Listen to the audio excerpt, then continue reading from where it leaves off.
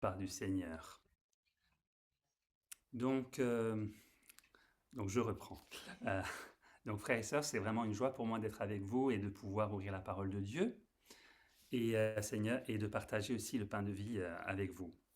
Donc aujourd'hui en fait, comme vous le savez en fait peut-être, on a décidé un peu tardivement du prédicateur de ce sabbat parce que voilà, on avait un petit creux dans le programme.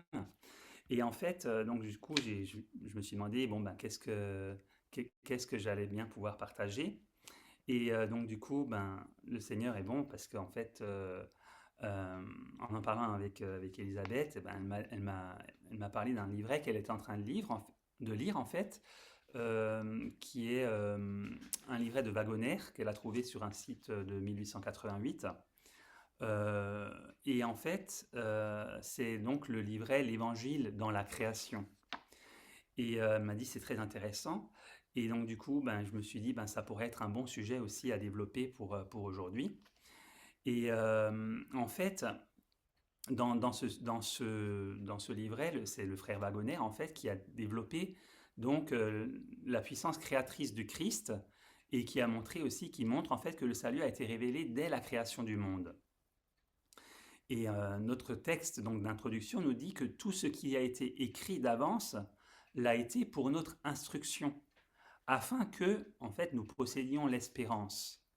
Donc, il est bien dit que c'est l'ensemble de ce qui a été écrit. Donc, depuis les livres de l'Ancien Testament jusqu'aux livres, tous les livres du Nouveau Testament, eh bien, c'est pour notre instruction et pour nous donner l'espérance.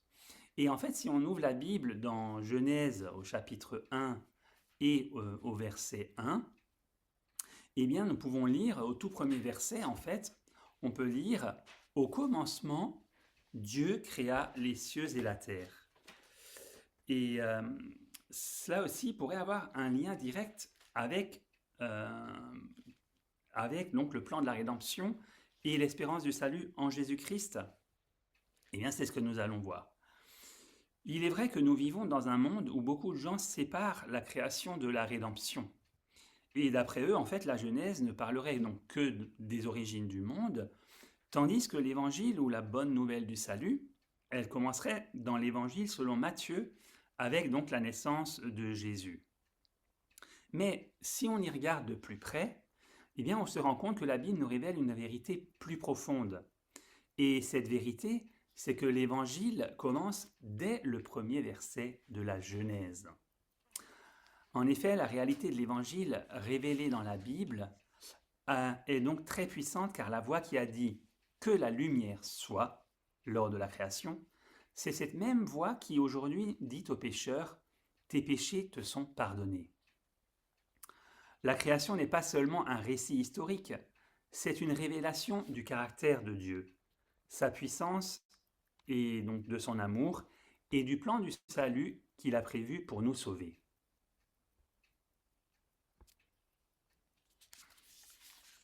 Donc, nous allons voir maintenant la question du Christ au commencement. Dans un premier temps, nous allons approfondir la présence et la puissance du Christ au commencement du monde. Au commencement, donc, nous dit Genèse 1, verset 1, Dieu créa les cieux et la terre. Mais qui est ce Dieu créateur? On peut trouver la réponse à cette question dans l'Évangile selon Jean. Dans Jean 1 au verset 3, eh bien, on peut voir, euh, je vais changer un peu voilà, comme ça. Donc dans Jean 1 au verset 3, il est écrit, Jean 1 verset 3,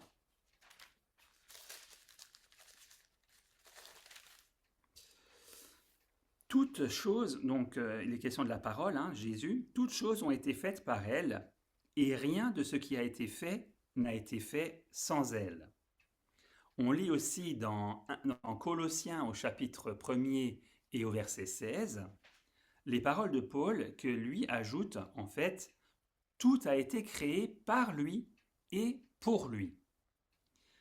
En clair, cela signifie que le Christ que nous adorons comme sauveur est non seulement notre sauveur, mais il est aussi le créateur des galaxies, des océans, des montagnes et aussi de toute l'humanité. N'est-ce pas là une pensée glorieuse? Ainsi celui qui est mort sur la croix, c'est celui-là même qui a placé les étoiles dans le ciel. Et c'est celui dont les mains furent percées, eh bien celui-là même est celui qui modela Adam de la poussière. La même personne qui a calmé la tempête sur la mer de Galilée, c'est la même personne qui a créé les mers dès le commencement. Et c'est pourquoi l'évangile est donc si puissant, parce que notre salut ne repose pas sur un simple homme, mais sur le Créateur lui-même. Et nous allons approfondir cette idée que le pécheur est sauvé par la même puissance créatrice que celle qui a créé le monde. En effet, la rédemption, c'est une œuvre en fait de création. Il en est beaucoup qui pensent « Dieu a créé le monde, mais maintenant je dois me changer moi-même ». Mais lisons ce que dit la Bible en fait dans 2 Corinthiens chapitre 5 au verset 17. 2 Corinthiens 5 au verset 17. Il est dit « Si quelqu'un est en Christ, il est une nouvelle créature. Les choses anciennes sont passées. Voici, toutes choses sont devenues nouvelles. » Vous voyez, en fait, Dieu ne se contente pas seulement d'une simple réparation extérieure, mais il procède à une véritable recréation de l'être humain qui s'est éloigné de lui en s'adonnant au péché.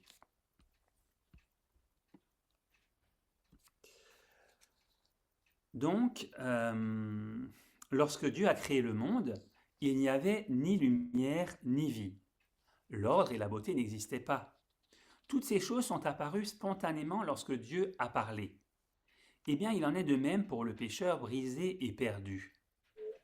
Alors qu'il vit dans les ténèbres de l'esclavage du péché, Dieu ne lui dit pas « Répare-toi d'abord », mais il dit « Je vais créer en toi un cœur nouveau ». Et en fait, quand Paul dit en fait, si quelqu'un est en Christ, il est une nouvelle créature, c'est que Christ va recréer la personne, va recréer un cœur nouveau en lui. On trouve une illustration de cela dans la prière de David suite à son péché. On peut trouver cette prière dans Psaume au chapitre 51 et verset 12. Suite à son péché, il a dit « Ô Dieu, crée en moi un cœur pur. » Vous avez remarqué le mot-clé du verset? C'est le verbe d'action demandé à Dieu, créer. Or, seul le Créateur peut créer un cœur pur. Il est vrai que l'homme peut éduquer et discipliner son semblable, ou même se discipliner lui-même en réformant certains comportements. Mais seul Dieu peut créer une nouvelle nature. C'est pourquoi le salut a lieu par la grâce. Et à quoi sait-on que la parole de Dieu contient sa puissance? Lisons le psaume 33 au verset 9. Psaume 33, verset 9.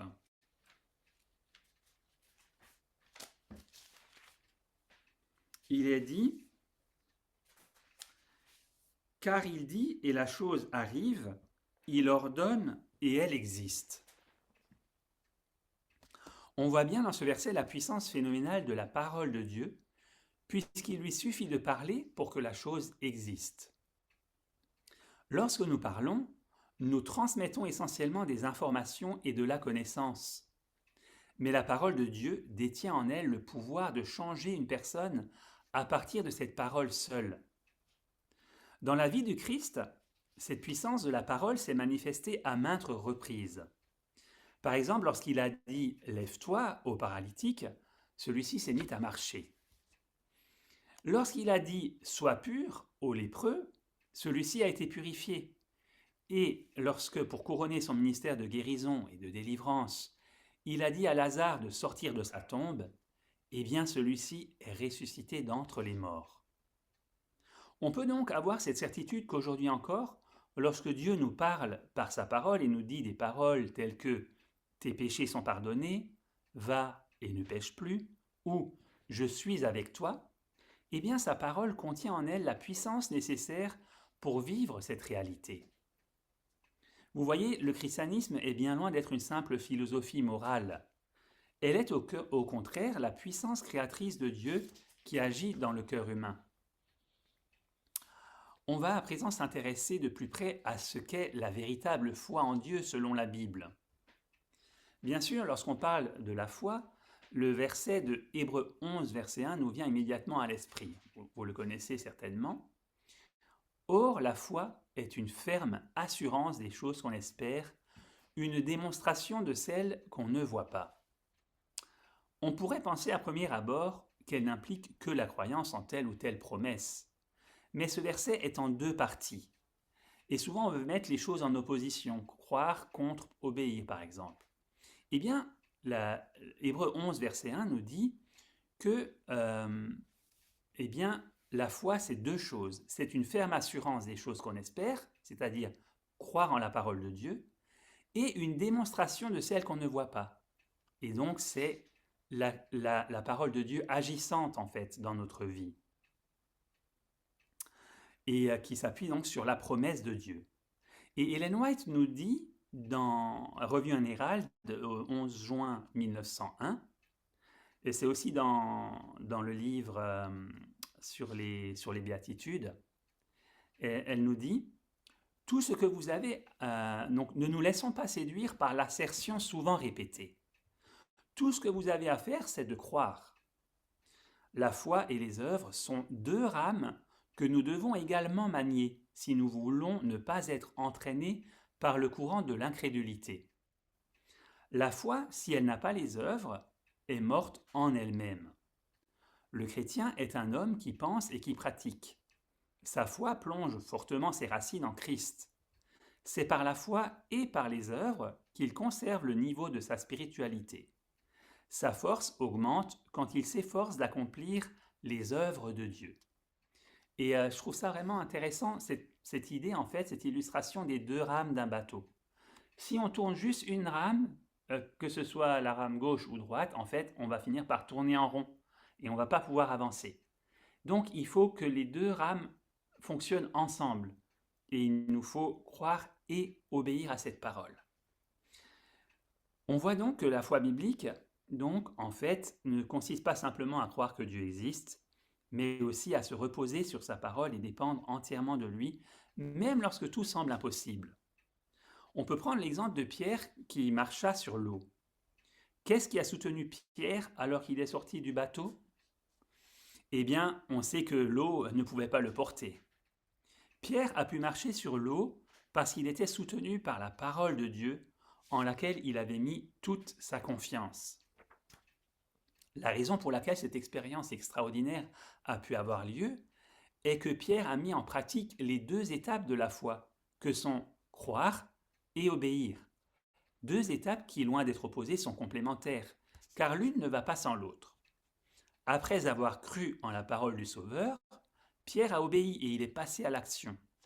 C'est ainsi que la puissance de Dieu a pu se manifester à travers lui, et qu'elle fut non seulement la ferme assurance des choses qu'on espère, mais aussi la démonstration de celles qu'on ne voit pas.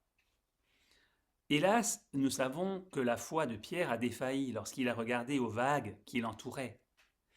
Et hélas, aujourd'hui encore, trop de gens regardent aux vagues au lieu de regarder à Christ.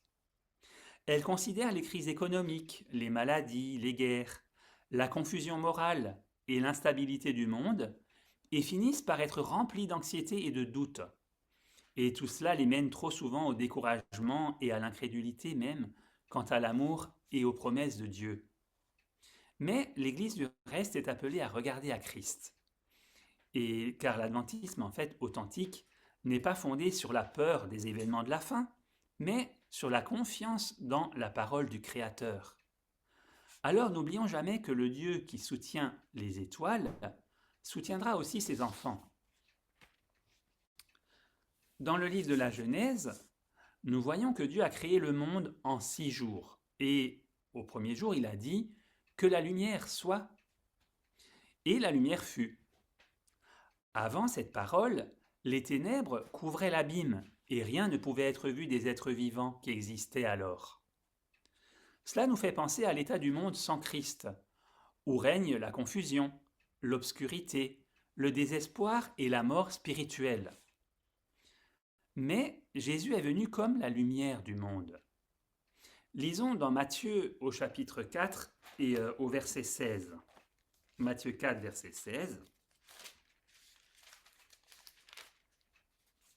On peut lire « Ce peuple, assis dans les ténèbres, a vu une grande lumière. » Je m'arrêtais là.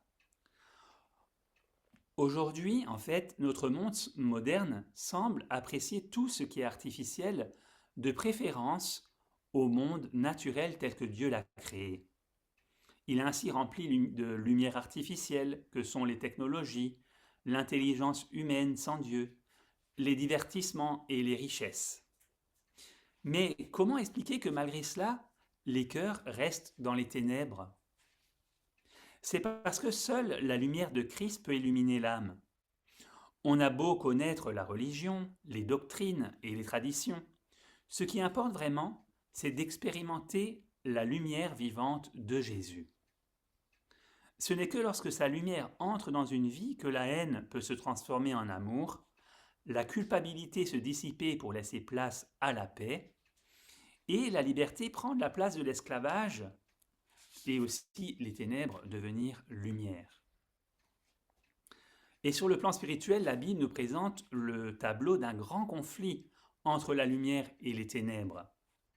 Depuis la Genève jusqu'à l'Apocalypse, on voit un conflit cosmique qui se déroule entre Christ et Satan, la vérité et le mensonge. Or, l'adventisme du 7e jour a une compréhension toute spéciale de la réalité de ce grand conflit, et de par aussi sa compréhension des prophéties et le don du ministère prophétique d'Ellen White. Le livre La Grande Controverse présente ce conflit en détail, et il montre bien les coulisses de tout ce que nous voyons dans notre monde. Dès le début, Satan a constamment cherché à obscurcir le caractère de Dieu et de ses enfants en déformant l'Évangile et en détournant l'humanité de son Créateur, seul capable de créer des cœurs nouveaux, et tout cela à l'image de Jésus. C'est pourquoi aussi la théorie de l'évolution sans Dieu est plus qu'une théorie scientifique. En réalité, elle est une attaque directe du caractère de notre Créateur. Car si nous ne sommes que le fruit du hasard, il n'y a donc pas de Créateur. Et il ne peut donc pas y avoir de loi morale absolue ni de péché. Et ainsi nous n'aurions pas besoin d'un sauveur. Or, la Bible déclare que nous avons été créés par amour et que c'est ce même amour en fait qui nous a rachetés. Et nous allons à présent nous intéresser au jour du sabbat qui est le mémorial de la création et de la rédemption. Vous vous souvenez de ce que Dieu a fait après avoir créé toutes choses en 6 jours ? Eh bien, il s'est reposé le 7e jour. Et ce message du sabbat est au cœur du message adventiste. Et vous vous souvenez pourquoi ? C'est parce qu'il nous rappelle que Dieu est à la fois notre Créateur et notre Rédempteur. Le 4e commandement nous dit « Souviens-toi du jour du repos pour le sanctifier. Tu travailleras 6 jours et tu feras tout ton ouvrage, mais le 7e jour est le jour du repos de l'Éternel ton Dieu. Tu ne feras aucun ouvrage, ni toi, ni ton fils, ni ta fille, ni ton serviteur, ni ta servante, ni ton bétail, ni l'étranger qui est dans tes portes. Car en 6 jours, l'Éternel a fait les cieux, la terre et la mer et tout ce qui est contenu, et il s'est reposé le 7e jour.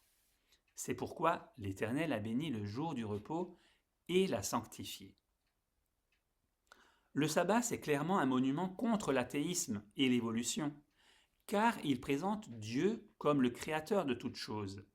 Et il dit à toute l'humanité « Souviens-toi que tu ne viens pas du hasard, mais que tu as été voulu et désiré par Dieu. » Dans Deutéronome, le sabbat rappelle aussi la délivrance d'Égypte. On voit donc que la création, la délivrance et la rédemption de la race humaine sont interreliées. Le sabbat devient donc un signe de repos en Christ, qui nous rappelle que nous ne sommes pas sauvés par nos œuvres, mais que nous nous reposons dans l'œuvre de notre Créateur et Rédempteur. Ce message est d'une importance vitale pour notre époque, où tant de gens sont fatigués et épuisés par une vie où il faut être toujours plus performant, et où la pression environnante et l'esprit de compétition conduisent souvent à un état de stress et d'anxiété permanent. Mais Jésus nous dit encore aujourd'hui dans sa parole, « Venez à moi, vous tous qui êtes fatigués et chargés, et je vous donnerai du repos. » On peut trouver ça dans Matthieu 11, verset 28. Lisons à présent le texte de Ésaïe au chapitre 40 et au verset 26. Ésaïe 40, verset 26.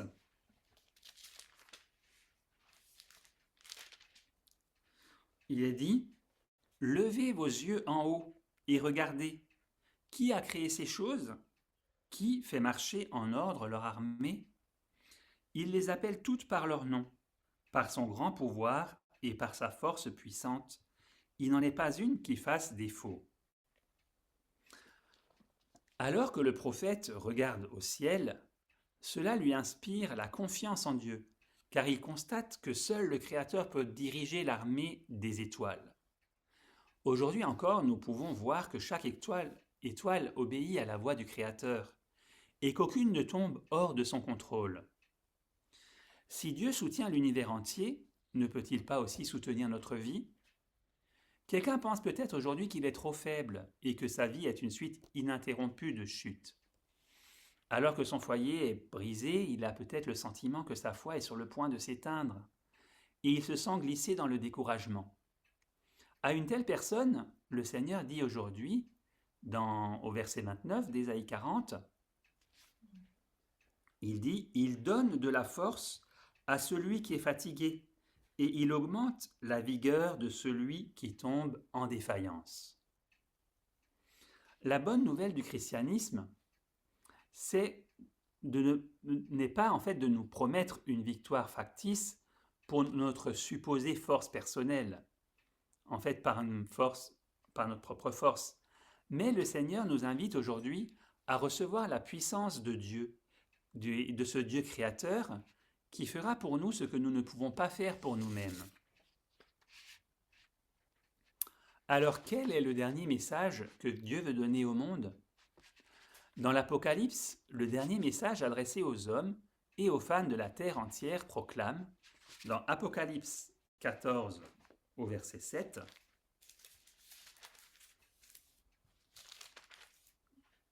on peut lire, « Il disait d'une voix forte, « Craignez Dieu et donnez-lui gloire, car l'heure de son jugement est venue, et adorez celui qui a fait le ciel, et la terre, et la mer, et les sources d'eau. » Le dernier appel de Dieu ramène l'humanité à la création et à l'adoration du Créateur, parce que seule cette adoration peut conduire les hommes à recevoir son caractère. C'est cette question de l'adoration qui sera au cœur du grand conflit final. Qui allons-nous suivre et adorer? À qui pouvons-nous faire confiance? Telles sont déjà les grandes questions qui se posent aujourd'hui. Or, le peuple adventiste a reçu la mission de proclamer l'évangile éternel, l'heure du jugement dernier, le retour du Christ et l'adoration du véritable Créateur, qui est donc ce Dieu unique qui règne dans les cieux et qui a tout créé par son Fils unique engendré. Mais ce message doit être proclamé avec la puissance et la beauté du caractère de Dieu, tel que nous le trouvons manifesté en Jésus-Christ, son Fils, dans les évangiles, et non sur la seule force des arguments, aussi bon puisse-t-il être. Souvent, en fait, on se rend compte qu'on voudrait gagner un débat à force d'arguments, mais en fait, Dieu, il veut que nous puissions attirer les hommes et les femmes à lui par le rayonnement de son caractère en nous. Eh bien, chers frères et sœurs, le Dieu de la création est encore à l'œuvre aujourd'hui. Son souhait, c'est de ranimer notre foi, d'illuminer nos ténèbres et de créer nos cœurs en des cœurs qui vibrent à l'unisson avec l'atmosphère du ciel. Lui seul peut briser nos chaînes et restaurer nos familles et nous préparer pour son proche retour. La même voix qui a dit au premier jour que la lumière soit, nous dit aujourd'hui que la lumière de Christ brille dans ton cœur. Cette même puissance qui a créé les mondes peut créer en nous tous ces attributs chrétiens auquel nous aspirons tant. La victoire, la pureté et l'obéissance peuvent dès aujourd'hui nous être accordées par la foi en Jésus-Christ. Et cela nous permettra de nous reposer dans la paix que Christ expérimente dans le sein de son Père. Et d'une manière toute spéciale, chaque sabbat est tel qu'aujourd'hui même. Alors ne regardons plus à notre faiblesse, mais regardons au Créateur, car l'Évangile est la puissance créatrice de Dieu pour le salut de quiconque croit. Pour conclure, je vous inviterai donc à approfondir pour vous-même toutes ces choses et à voir en la création une révélation de Jésus-Christ qui veut nous sauver par la puissance vivante de sa parole et de la parole de Dieu qui peut dès aujourd'hui faire de nous une nouvelle créature. Jésus est la lumière du monde et chaque sabbat nous rappelle que Dieu est le créateur de toutes choses et qu'il veut sauver tout homme et toute femme par Jésus-Christ son Fils. Notre mission est à présent de proclamer cet évangile éternel à ceux qui nous entourent et qu'en accord avec notre espérance bénie, eh bien, Jésus puisse bientôt revenir pour nous prendre avec lui dans la maison du Père. Très bientôt, celui qui a formé Adam de la poussière de la terre viendra chercher son peuple, et c'est alors que les ténèbres disparaîtront, que le péché prendra fin et que la création tout entière sera restaurée. Tandis qu'ils vivront éternellement avec leur Créateur et Rédempteur, les rachetés pourront se réjouir dans l'accomplissement de la promesse de Jésus le Sauveur. Voici, je fais toutes choses nouvelles. Apocalypse 21, verset 5. Et bien que cela puisse être le cas pour nous tous, c'est ma prière. Et, et je vous souhaite encore un très bon sabbat à tous. Amen.